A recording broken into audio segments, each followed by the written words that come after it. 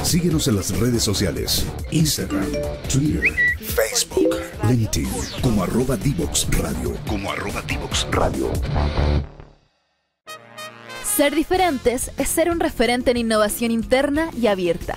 Por lo mismo, creamos BCI Labs, un lugar donde la innovación se conecta con las necesidades internas del negocio.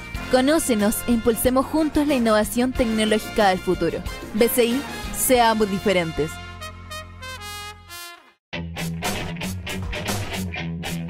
Divoxradio.com.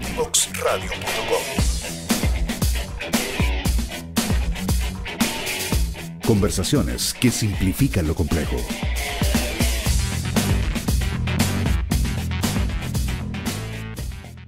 Ser diferentes es crear un programa único para las startups nacionales e internacionales, donde conectamos las necesidades del banco con nuevas soluciones, productos y talentos. Por eso, queremos que te integres como potencial partner de BCI y descubramos cómo tu producto puede generar nuevas oportunidades y resolver las necesidades del negocio.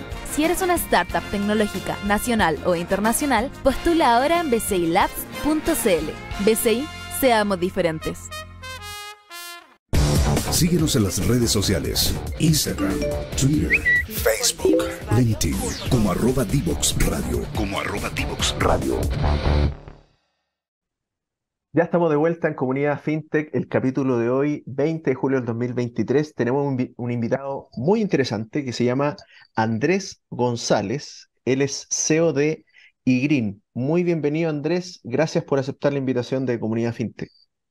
Hola, buenos días. Gracias por la invitación. Feliz de estar acá y de conversar sobre este tema. Muchas gracias, Andrés. Bueno, Andrés es abogado de la Universidad Católica, pero adicionalmente tiene un magíster en Japón, en Tokio. Cuéntanos un poquito, Andrés, partamos por ahí para que vayamos conectando esta historia exitosa de cómo termina todo esto en iGreen. ¿Cómo fue esto de estudiar Derecho y decir, ¿sabéis qué? Voy a hacer mi magíster de Derecho en Japón. Sí, gracias por la pregunta. Cuando termino la universidad no tenía claro qué es el área que quería ejercer y trabajaba en un estudio de abogados como procurador bastante grande y en ese estudio habían 36 abogados. Todos habían estudiado en Estados Unidos o Inglaterra. Y cuando apareció esta posibilidad de estudiar en Japón, una beca, le pregunté a mi jefe y él me dice, mira, sería genial porque todos tenemos el mismo background, alguien que vaya a estudiar a un lugar diferente. En ese tiempo estábamos con todo el tema de la COP, perdón, de la PEC, donde había mucho interés en abrir mercado. Y yo tenía cercanía con japoneses porque mi papá, al trabajar en compañía de teléfonos, conocía mucho a los japoneses porque eran sus proveedores. Así que tomamos este desafío, obtuvimos la beca, obtuvimos la beca antes de graduarnos, así que fue toda una odisea poder no perder la beca, porque había que graduarse Sí, para ir. claro. Y ahí estuve 4 años viviendo en Osaka, en Kobe y en Tokio. Bueno, esto no fue solo estudio, sino que además fue trabajo. Y finalmente estuviste 4 años ahí y ese periodo hizo que tú decidieras emprender, ser un emprendedor más que Sí, eh, estar en una empresa, ¿no? Cuéntanos un poquito de eso. absolutamente. Me cambia completamente. Mira, yo vivía a 30 kilómetros de la universidad, tomaba un tren, un metro, pero de superficie, todos los días a la casa y cuando pasaba de vuelta pasaba por la biblioteca. Entonces pasaba a buscar algo para leer en el camino. Esto está hablando previo a las redes sociales, internet, full conectado. Y un día me di cuenta que llevaba 6 meses viajando todos los días con revistas de negocios y no de derecho. Entonces me di cuenta que me causaba mucho interés los negocios, sobre todo tecnológicos. Y decidí emprender ahí en tecnología y desarrollé el primer supermercado virtual en Chile cuando yo llegué acá, se llamaba Hey.cl, y fue la Internet 2.1, ¿no? Pero sí, una cosa que mucho me llamó la atención y que me afectó harto para lo que es mi Green, es que yo veía que los japoneses, en su manera natural de ser, eran muy pro medio ambiente. O sea, la basura se reciclaba, estoy hablando del siglo pasado, literalmente. La basura se reciclaba completamente y siempre habían voluntarios, donde tú dejabas la basura, que revisaban tu basura antes de dejarla en el lugar de retiro. Y ahí Ah, muchas mira. veces me pasó que llegaba, no, me pasó 2 veces que llegué a la casa en la noche y tenía la bolsa de basura en la puerta de mi departamento con un letrero diciendo recicla bien. Entonces había gente voluntaria que se dedicaba a eso, ¿no? Las bicicletas eran recicladas, en los hoteles en ese tiempo ya se pedía que por favor no te llevaran los envases porque lo reciclaban. La comida, la comida que no se usaba se vendía. Los supermercados en ese tiempo vendían toda la comida perecible antes de la noche a precios más bajos. Entonces había todo los grandes cosas que tú sacabas de tu casa, tú lo podías retirar para llevártelo y te dejaban un letrero si estaba en buen estado o mal estado. Entonces, Ahora lo que va ocurriendo efectivamente que la historia de cada uno es que te va dando ciertas luces, ciertas directrices. O sea, el hecho de estar en absolutamente. Japón, primero darte cuenta que en realidad lo tuyo eran más bien los negocios. Segundo, que hay un ambiente digamos, de eco-friendly en Japón. Adicionalmente, después viene el tema de Hey, que probablemente te dejó también muchas enseñanzas para lo que viene hoy día. ¿Cómo fue Sí. ese paso ahí y cómo finalmente llegamos a Irin? Bueno, yo llego a Chile justo cuando estaba galopante en Chile la crisis asiática, al principio de los 2000, y desarrollé este supermercado por internet porque sentía que había una oportunidad de entregar servicios. Desarrollé ahí mi beta en el área tecnológica, ¿no? Estaba hablando que todo prehistoria, o sea, que Sí, claro. cada herramienta tecnológica que usamos ahí la creamos nosotros. Y después con los años esas son librerías que ya están hechas o son productos que están resueltos. Y, y yo trabajé en ese proyecto, que fue un supermercado por internet durante 4 años, no fue bastante bien, pero no existía venture capital ni capital de riesgo de ninguna manera. Entonces era dinero de la familia, de uno o de algún inversionista ángel, que hoy día llamamos ángel, en ese tiempo no se Sí, llamaba. claro. Y eso me impacta mucho porque cuando yo salgo de iGreen y termina, perdón, Hey, que era la primera empresa del supermercado, tenía muy claro que quería hacer algo que generara un impacto. O sea, sentía que tenía los conocimientos tecnológicos para poder ayudar y sabía que había una problemática ambiental que venía en ciernes. En ese tiempo se hablaba mucho de esto de si una búsqueda en Google equivalía o no a hervir un litro de agua. La famosa Eh, huella de carbono. sí, entonces empecé a trabajar en eso y la primera aproximación fue el año 2012 con otro emprendimiento que se llamaba CO2Find y lo que buscaba era medir la huella de carbono de tu navegación online. Entonces hicimos una aplicación, cuando ese tipo hacían aplicaciones de tipo nativa, que medía la huella cuando tú navegabas. Y entonces a medida que tú ibas navegando, había un arbolito que se iba muriendo, ¿no? Entonces reflejaba que tú estabas consumiendo mucho CO2. Y si tú compensabas tu huella, el arbolito iba o navegaba en forma más limpia, elegías sitios que fueran más limpios, porque ese tiempo era difícil averiguar, el árbol iba creciendo y florecía. Entonces Ahora, tenía en como los una... tiempos de esa aplicación, ¿cómo compensabas tú ahí? En ese tiempo, nosotros lo que hacíamos era comprar bonos de carbono de los estándares tradicionales, de hace Berra, Gold Standard, y lo aplicábamos a las acciones de los clientes. Y los clientes podían tener distintas acciones. Una era pagar derechamente, otra era ver una publicidad de algún auspiciador, que el auspiciador finalmente pagaba la compensación, y la tercera era asociarnos con empresas que entregaban por interactuar con ellos alguna actividad puntual, pagaban la huella del cliente. Perfecto. El tema funcionaba muy bien en términos de medición, pero no funcionaba tan bien en términos de pago. La gente no está dispuesta a pagar cuando tú sientes que la responsabilidad es de la empresa que tú le estás comprando o del Mm. servicio que tú estás extrayendo. Y en ese tiempo hablar de la huella de Internet era como, ¿de qué me Sí, estás claro. hablando? Si la Tiene gracia de Internet huella. es que no hay huella, claro, exacto. Claro. Era una mirada completamente. Y ahí tuvimos la suerte que el año 2015 levantamos $500,000 de inversionistas ángeles en California. Fue toda una serie de eventos afortunados. Y con ellos, nosotros estuvimos trabajando con esta empresa llamada Dot Green y empezamos a profundizar un modelo que finalmente no resultó, la empresa quebró y antes de que quebrara los socios nos devolvieron la propiedad de nuestro producto. Ah, Y con mira. eso lo que hicimos fue saltar a una propuesta que nos habían hecho de Inglaterra y ahí creamos eGreen Limited el año 2018. Ya, ¿cómo eso? Entremos ahí un poquito en ese detalle, en esa propuesta que viene de Inglaterra. Sí, Porque probablemente entraron a este análisis de negocio, empezaron a afinar probablemente el modelo de negocio, qué sé yo, sí, y al parecer la cosa no iba tan por ahí, lo que decís tú no estaban tan dispuestos a pagar, pero de pronto aparece esta otra alternativa que está muy relacionada también. Sí, lo que ocurre es que la embajada inglesa en Chile ofrecía estos programas de soft landing, de ayuda para ir a Inglaterra, pero había un programa en particular que era donde te llevaban más de la mano y te ayudaban a buscar oportunidades de negocio e inversión en proyectos que fueran altamente disruptivos y fundamentalmente en dos líneas, una de las cuales era medio ambiente. Entonces, postulamos, quedamos y pusimos la propiedad de eGreen Limited en Inglaterra. Ahí tuvimos acceso a muchos asesores, deal mail, que se le llaman ellos, y en ese momento Inglaterra parecía el lugar adecuado porque Estados Unidos había cambiado de presidente y Donald Trump claramente no estaba muy interesado en los temas ambientales, y mientras que Europa sí estaba muy avanzado. Entonces ahí empezamos a trabajar este nuevo modelo que implicaba utilizar tecnología disruptiva. Sin embargo, lo debo decir, no fue sino hasta que Corfo nos otorgó un grant, un subsidio de alta tecnología en cuando pudimos hacer realmente la tecnología que tenemos hoy día, que es en el fondo una plataforma que mide huella de carbono usando blockchain y que permite compensar la huella de carbono tokenizando bonos de carbono. Vamos a entrar ahí inmediatamente. Respondamos ahora a la pregunta, ya llegamos a...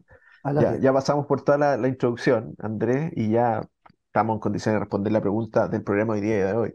¿Qué hace una Climate FinTech contra el cambio climático y, y cómo aporta, en el caso sí. de Green, a eso?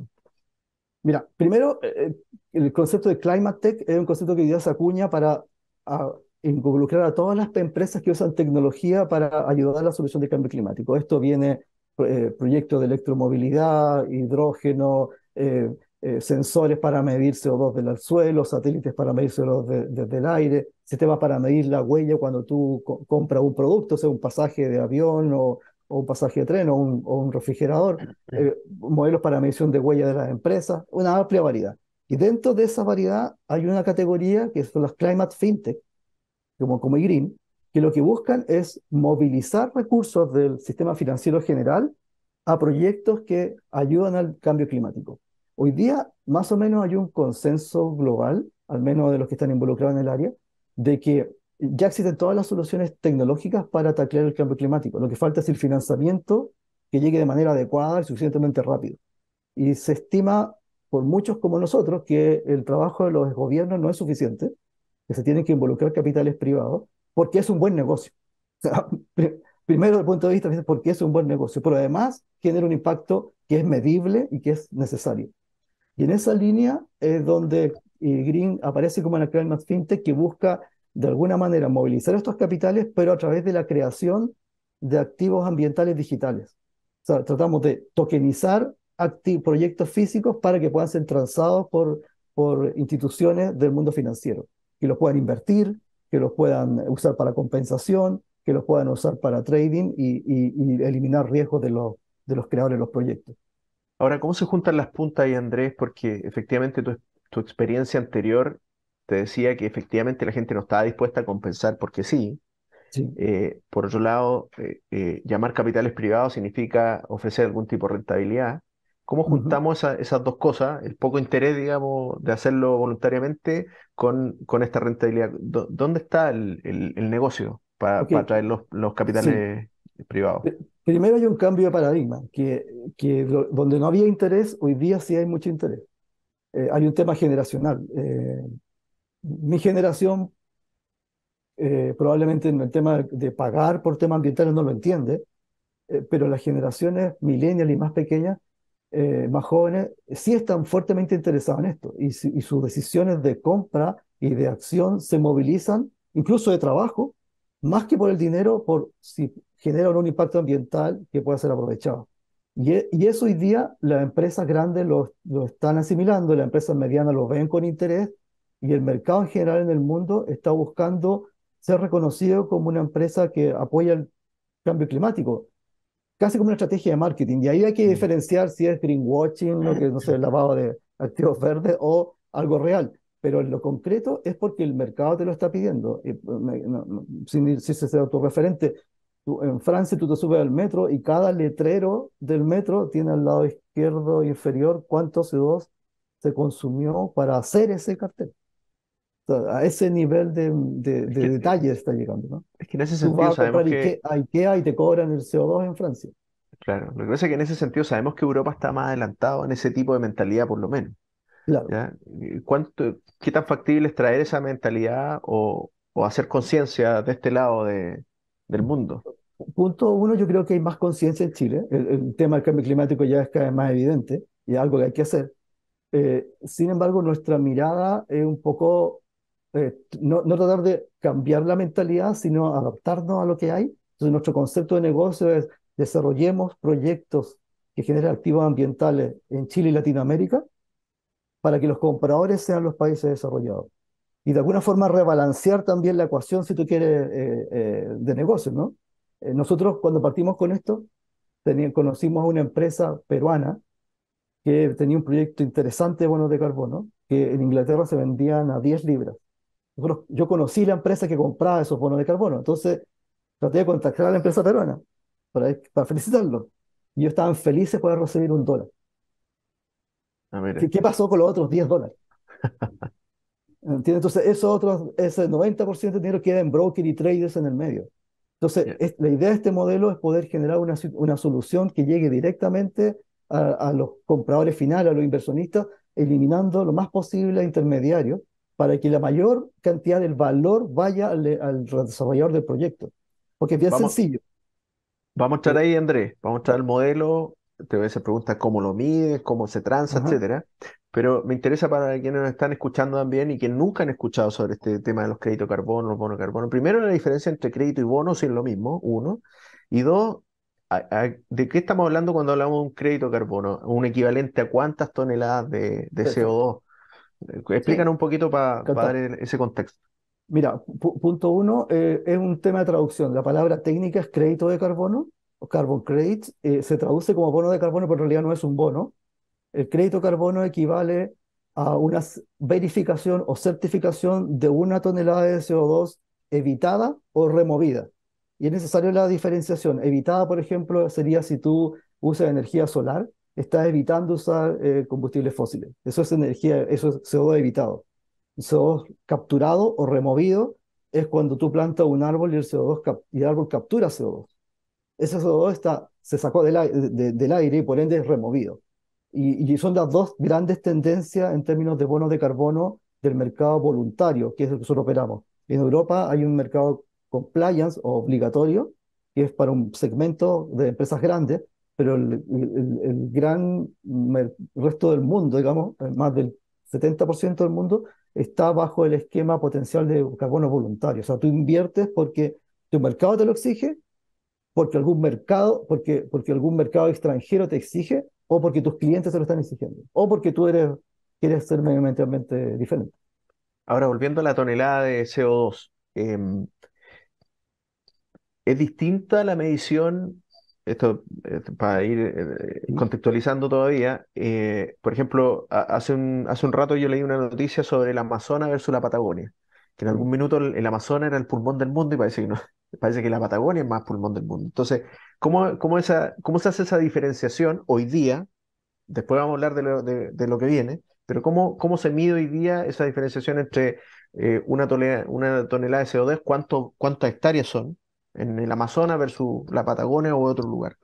Sí, ahí hay algo bien interesante. Hasta hace 3 años atrás, la forma normal de medir era en base a ciencia, en base a algún estándar o registro tradicional.